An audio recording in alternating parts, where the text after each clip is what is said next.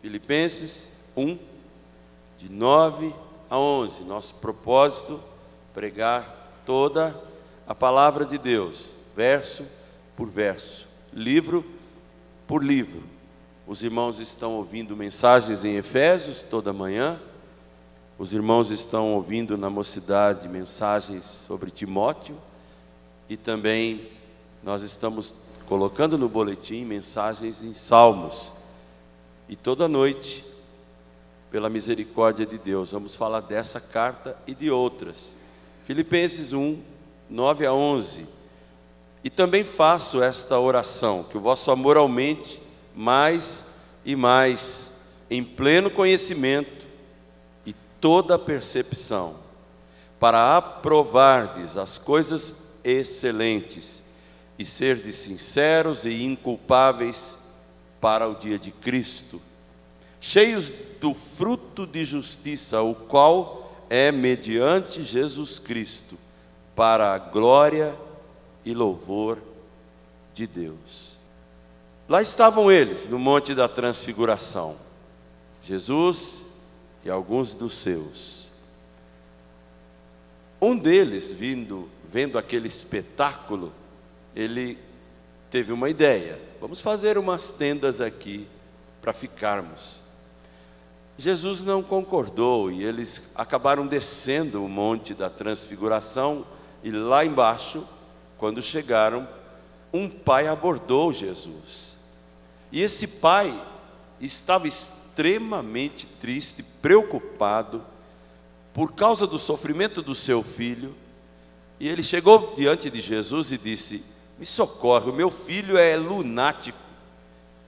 Tem hora que ele se joga no fogo, tem hora que ele se joga na água. E o problema é maior porque os teus discípulos não conseguiram fazer absolutamente nada por ele. Naquele instante, quando Jesus ouviu que aqueles homens não conseguiram sequer orar para expulsar aquele demônio, Jesus ficou tão indignado que ele disse: ó geração perversa e incrédula, até quando eu vou ter que suportar vocês?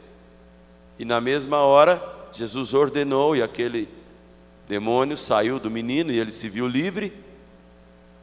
E os discípulos então correram para Jesus e perguntaram: mestre, por que nós não conseguimos fazer isto? E Jesus declarou: porque esta casta só se expulsa com jejum e oração. Diante de um quadro desse, irmãos, nós podemos afirmar que os discípulos não serviram para nada naquela hora, para nada.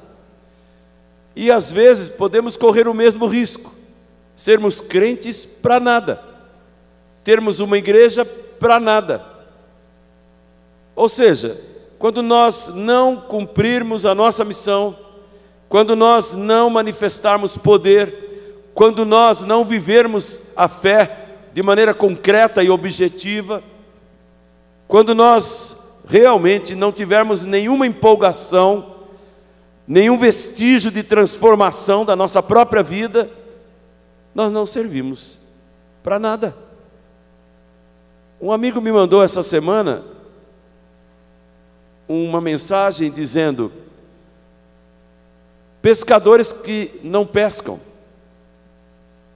Eu achei muito interessante a palavra dele. E li uma frase hoje, meditando nesta mensagem, que muitas vezes a igreja é um clube de pesca esportiva. Sabe? Pesca o peixe e depois joga na água de novo. Pesca e joga no mundo. Deixa lá. Nós não somos pescadores de pesca esportiva, porque Deus quer que a gente pesque e livre as pessoas do mal.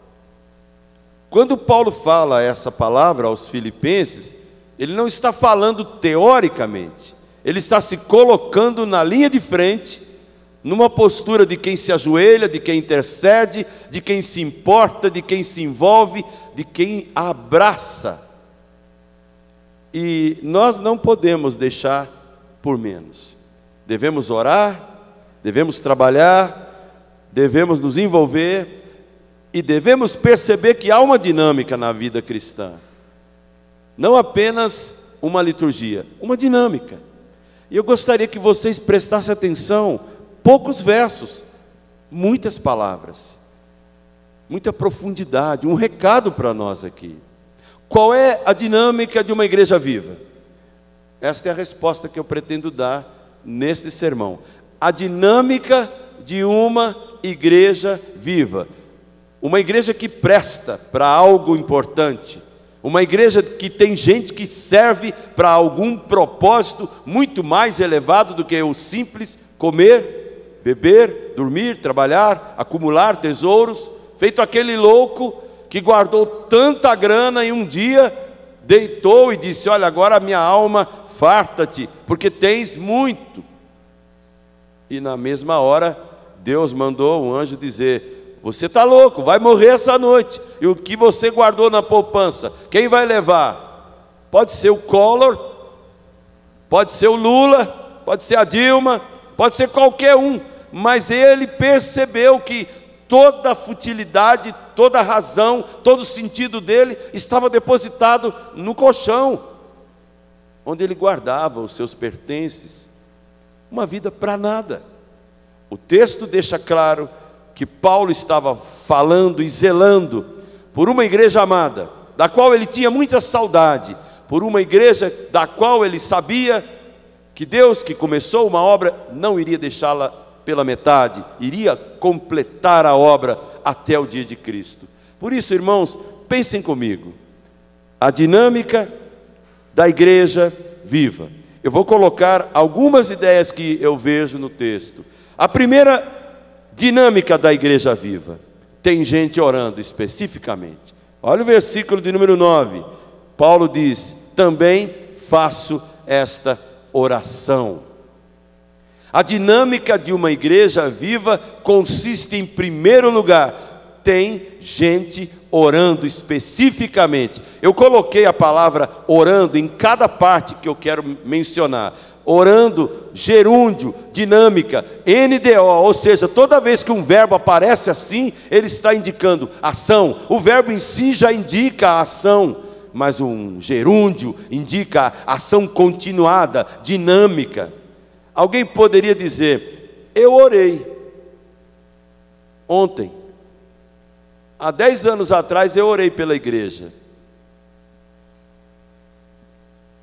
E aí?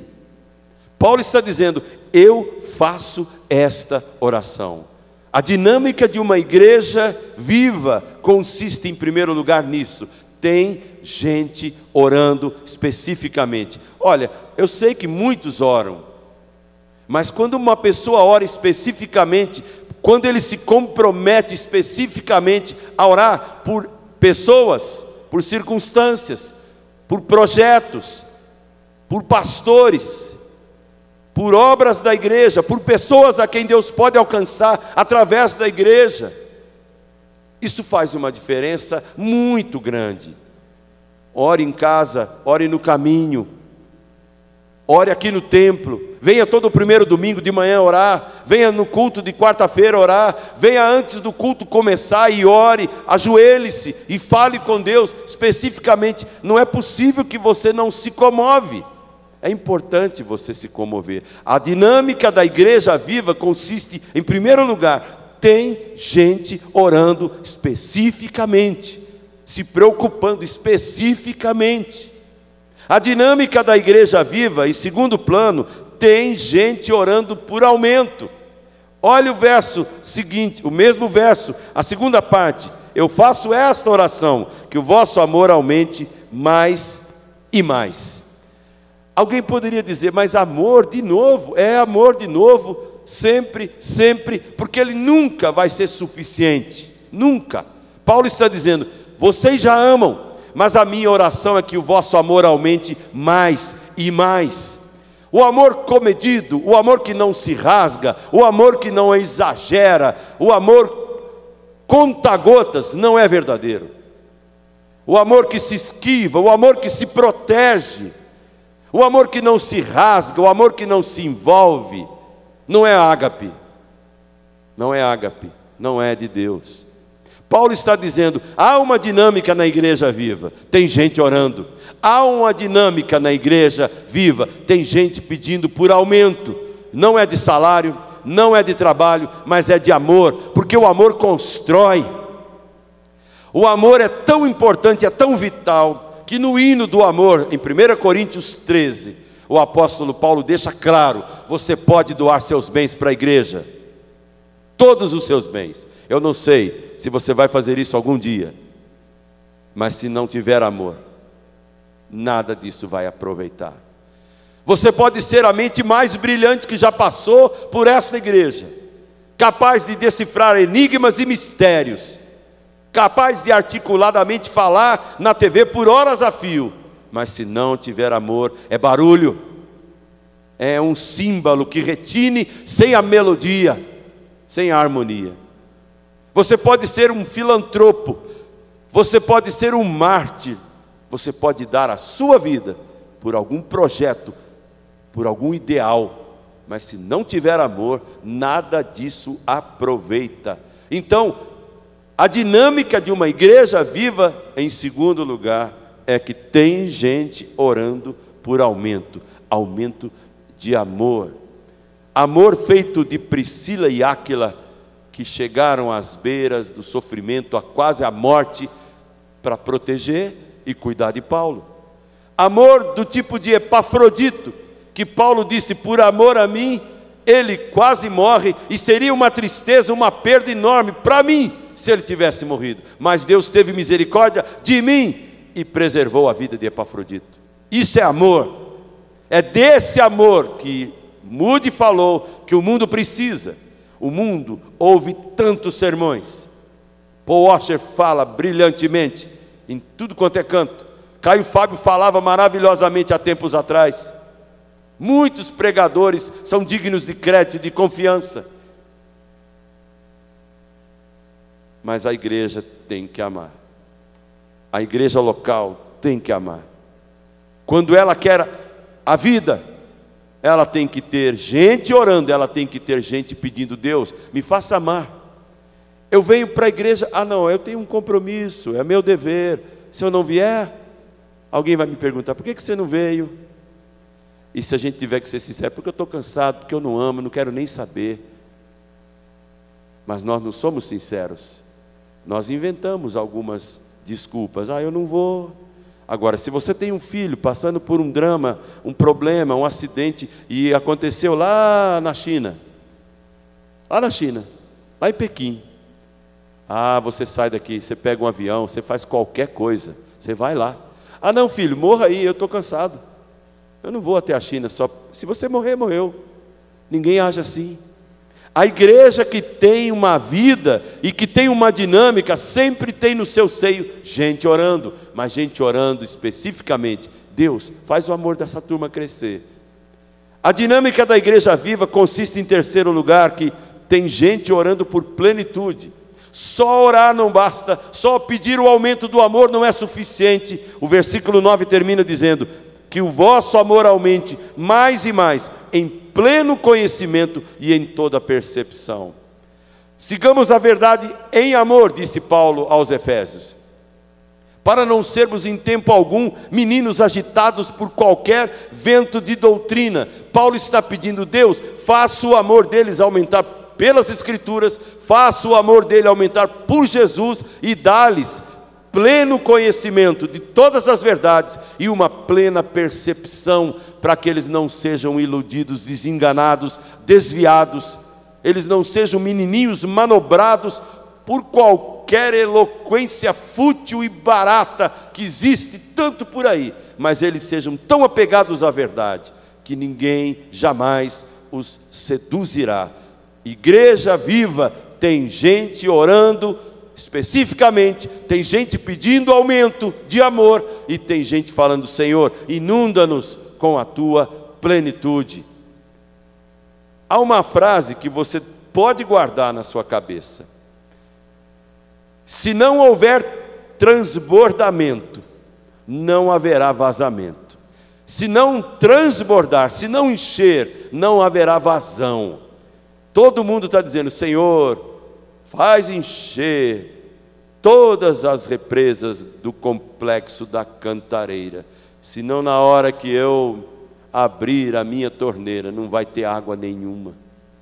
Se não houver transbordamento, não haverá vazão. Se você não for pleno, você não vai poder ser espremido pelo Espírito Santo, e não vai sair nada além de sua e da minha humanidade infeliz e tacanha. Mas se você for encharcado pelo amor de Deus, pelo pleno conhecimento e pela percepção das grandezas de Deus, você fará parte de uma igreja viva, dinâmica, onde as pessoas, quando virem você ser espremida, vão perceber que o que sai de você é coisa vinda de Deus. A dinâmica da igreja viva, em quarto lugar, tem gente orando por excelência. O versículo de número 10, no comecinho diz: eu oro também para vocês aprovarem as coisas excelentes. A palavra aprovar aqui no grego dava a ideia de um teste de autenticidade de uma moeda, seja ela de prata, seja ela de ouro, de qualquer metal. Paulo está dizendo: Deus, eu oro para que essa igreja não fique estagnada jamais, mas cada um dos seus membros possa aprovar, identificar as coisas excelentes que o Senhor lhes tem dado dia após dia. Nós lemos lá em Corinto essa expressão: ninguém sabe, nem os olhos viram, nem os ouvidos ouviram, nem jamais subiu ao coração do homem aquilo que Deus tem preparado para aqueles que o amam. E muitos crentes botam um ponto final onde a Bíblia não põe, e fica pensando: o que será que Deus tem preparado para aqueles que o amam? O resto do versículo diz: se não subiu à mente da filosofia, se não subiu à mera compreensão dos olhos humanos, Deus nos revelou pelo seu Espírito que habita em nós. E Paulo então está orando: Senhor, encha o teu povo da tua plenitude, de uma tamanha percepção, para que todos tenham uma dinâmica, e ninguém fique simplesmente sentado nos bancos da igreja, sabe, irmãos, esperando.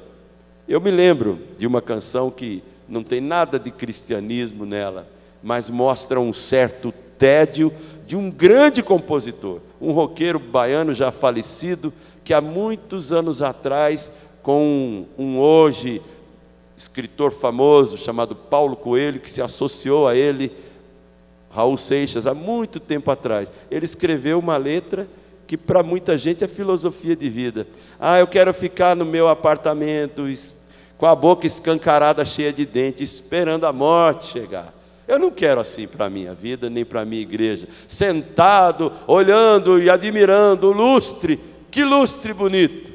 Acima da luz desse lustre tem a luz do teu Deus. E Paulo está dizendo: eu oro para que Deus ilumine os olhos do teu entendimento, para que você possa perceber as excelências que Deus te deu garantidamente. A igreja que tem vida e que tem dinâmica, tem gente lá dentro orando por excelência. A dinâmica da igreja viva tem gente orando por dignidade. O versículo 10 na parte B diz: eu oro para que vocês saboreiem, aprovem, testem tudo que é excelente, mas eu também oro para que vocês sejam sinceros e inculpáveis para o dia de Cristo. Ou seja, ele está dizendo que lá ele orava por dignidade, sinceros e inculpáveis. Um dia eu vou sentar naquela cadeira, e você também. Um dia você vai ter que dar conta de tudo que você fez, com os dons e talentos que Ele colocou na tua mão. Um dia você vai ter que dar conta, e eu também. Por isso eu vou pedir uma coisa muito especial para os irmãos. Vocês vão ter que dar conta da vida de vocês. Eu vou ter que dar conta da minha vida, da vida da minha família e da vida de cada ovelha que Deus colocou na minha mão. As que eu cuidei, as que eu feri, as que eu sarei, as que eu machuquei. Eu vou ter que sentar naquela cadeira.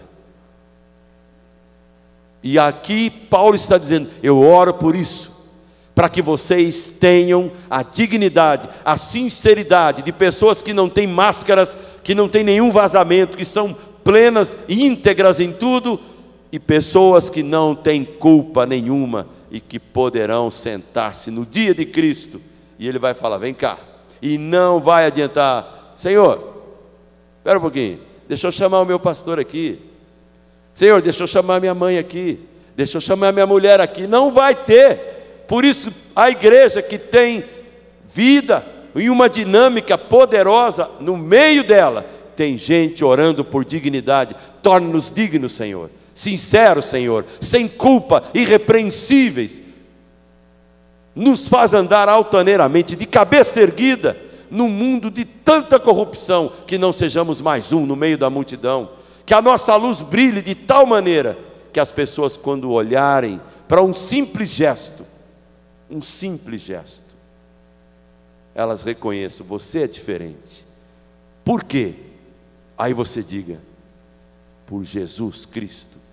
Foi Ele que mudou a minha vida, foi Ele que me fez mais íntegro, mais correto, à mercê da própria sorte, à mercê da própria cultura, à mercê de tudo aquilo que os meus pais me legaram. Eu seria mais um fútil ambulante pela vida. Porque Pedro fala: Cristo nos resgatou do fútil procedimento que os nossos pais nos legaram. Meu pai, minha mãe se esforçaram, mas eles não são rivais para Jesus Cristo. Foi Ele que mudou a minha vida.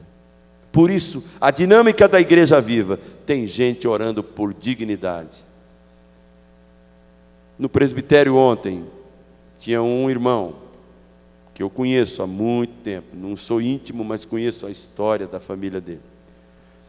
E ele foi pedir uma coisa que eu tremo um pouco quando alguém pede. Quando alguém vai num plenário de igreja e fala: eu vim aqui porque eu sou candidato. E eu quero que vocês... Ele não pediu: orem por mim, me ajudem, eu preciso de 40 mil votos para ser eleito. Um partido pequeno. Eu tremo na base, porque eu fico pensando: é mais um? Ou é alguém? Ou é um José?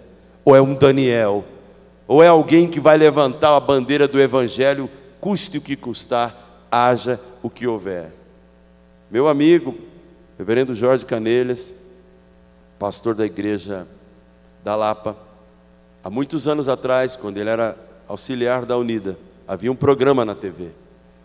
Esse programa, se não me falha a memória, era feito pelo apresentador J. Silvestre.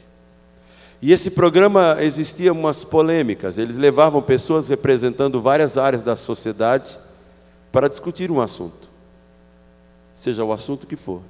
Era um padre, um pastor, um espírita, um macumbeiro, era isso, era aquilo. Ele colocava o assunto e cada um dava a sua opinião. Ele foi uma vez, o assunto era mais tranquilo. Quando chegou no segundo ou no terceiro programa, o assunto era macumba, ou era, enfim, coisas dessa área aí. E ele só leu o Deuteronômio. Simples, ele não falou nada. Foi desconvidado. Desconvidado. Por quê? Não interessava a verdade.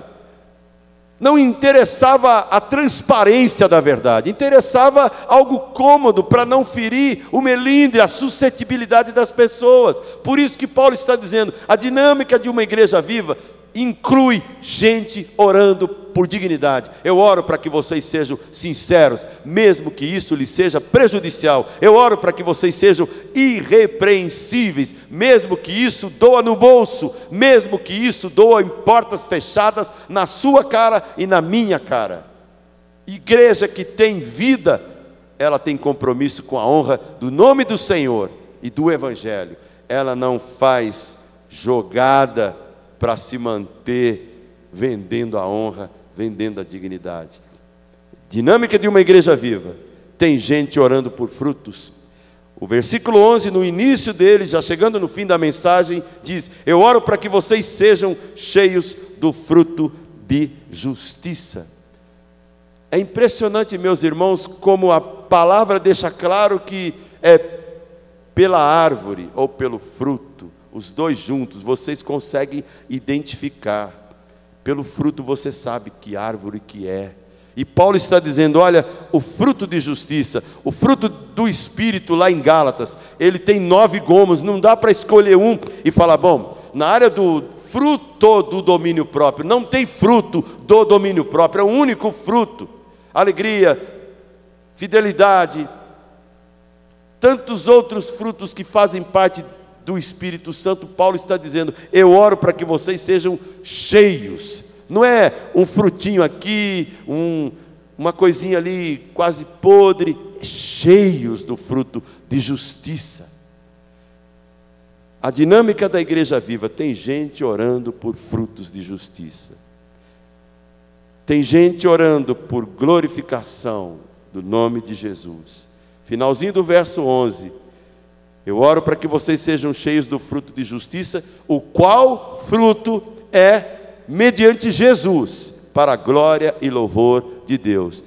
Paulo orava, Filipos, eu oro por vocês, para que vocês sejam uma igreja viva, dinâmica, mas que no seio da igreja, qualquer fruto que for produzido, por quem quer que seja, sempre será mediante Jesus, com o objetivo maior, de glorificar e louvar o nome de Deus. Já imaginaram? Um irmão produziu um bom fruto, e ele deu testemunho desse fruto, e depois ele falou, eu quero que a minha foto e a minha reportagem apareça no boletim da igreja no próximo domingo. Já pensou? Para a glória de quem foi o fruto? Ah, dele mesmo. Tem o crente, aleluia, é o crente, glória a Deus, mas tem o crente aleleu, glória para eu, não é para Deus não. Sabe, Paulo está dizendo, olha, eu quero uma igreja dinâmica e viva. Por isso, nessa igreja tem que ter gente orando especificamente, continuamente. Nesta igreja tem que ter gente orando por aumento, aumento de amor, não da prosperidade, não do bolso, não da saúde, amor. A igreja viva tem gente orando por plenitude. Ó Deus, encha o povo teu ali de conhecimento e percepção, porque há tanta barbaridade, há tanta heresia, há tanta mentira travestida de verdade, que os cristãos estão começando a ter medo de dizer, eu creio num Deus que tudo pode, que tudo sabe, que tudo vê. Aí entra um ateu, um liberal, um sarcástico e começa a perguntar, o teu Deus onde é que ele estava quando aquele fogo lá no Maranhão pegou lá no ônibus e matou aquela menina? Onde é que o teu Deus estava quando o tsunami matou milhares de pessoas? Ou quando aquelas 2 torres derrubadas mataram mais de 6.000 americanos? E aí chove um monte de perguntas, e os crentes sem percepção da verdade eterna se encurralam, se encolhem, e nós precisamos levantar a bandeira de um Deus que tudo pode, que tudo sabe. E se alguém ironicamente perguntar para você, o teu Deus onde está? Responda, o meu Deus está no céu, e tudo faz como lhe agrada. Uma igreja que tem vida, ela crê assim, e ela não se intimida, mesmo que ela seja execrada e massacrada. Eu não sei se o que eu vou contar agora é um fato, eu até creio que sim, para terminar essa mensagem. Voltando a uma frase, sem enchimento não há vazão. Se Deus não nos encher, não haverá vazão de graça, de amor, de poder, de fé. Conta-se, e isso algumas pessoas contam, alguns livros mencionam, que Lawrence da Arábia, quando fez suas grandes viagens, voltou, isso no início do século XX, no fim do século XIX, ele voltou e trouxe para a Europa, Inglaterra, França, Alemanha, muitos beduínos, amigos de tantas peregrinações, gente humilde, gente simples, que ainda não estavam ricas pelo poder do petróleo, e ele trouxe para deslumbramento de todos os beduínos e de todos os árabes, ele mostrou as tecnologias do primeiro mundo, os maravilhosos hotéis, o Arco do Triunfo, a Torre Eiffel, tantas coisas, e aqueles árabes ficaram impressionados com tamanha beleza. Conta-se que Lawrence da Arábia, por ter muito dinheiro, os hospedou em hotéis de luxo, grandes hotéis. E aqueles homens, quando saíam a passeio, queriam voltar para os hotéis rapidamente. Eles tinham prazer de voltar e queriam ficar no hotel. E o Lawrence ficou intrigado. Por que eles deixam de contemplar com mais tempo as maravilhas da cidade e querem voltar para o hotel? E um dia, dormindo, ele escutou um barulho. E saiu, rapidamente entrou no quarto de um dos beduínos e descobriu o porquê. Eles ficavam admirados de abrir as torneiras, e a água saía, escorria aquela água, e eles falaram, que maravilha! E aí eles disseram, olha, Lawrence, tudo é lindo lá fora, mas isso aqui é maravilhoso. E ele percebeu que alguns beduínos estavam tentando arrancar aquelas torneiras para levar lá para o Oriente, porque eles queriam colocar numa parede e falar, vai, sai a água daqui. E ele teve que explicar todo o mecanismo da fonte, do reservatório. Se não houvesse lá, poderia abrir a torneira que não iria sair água. Se Deus não nos encher do seu Espírito, você pode abrir as torneiras de toda a liturgia, de toda a musicalidade, de toda a pregação. Se Ele não inundar o nosso reservatório, o nosso coração, a nossa alma, a nossa mente, de toda a sua plenitude, você pode abrir a torneira da sua vida, não vai sair uma gota de poder. Mas se Deus nos encher da sua plenitude, as pessoas vão perceber o que aquela mulher percebeu um dia, quando ela cruzou com Jesus. Quem crer em mim, completem por favor, do seu interior fluirão rios de água viva, e haja torneira para gente que crendo é como um rio de água viva. O próprio reservatório da graça escoará através de sua fala e de seus gestos. Que Deus abençoe a igreja da aliança, e que nós sejamos uma igreja viva. E igreja viva tem gente orando, tem gente amando, tem gente plena, tem gente cheia de Deus, e tem gente extravasando a graça para matar a sede de muitas pessoas desse mundo. Deus seja louvado, em nome de Jesus. Amém.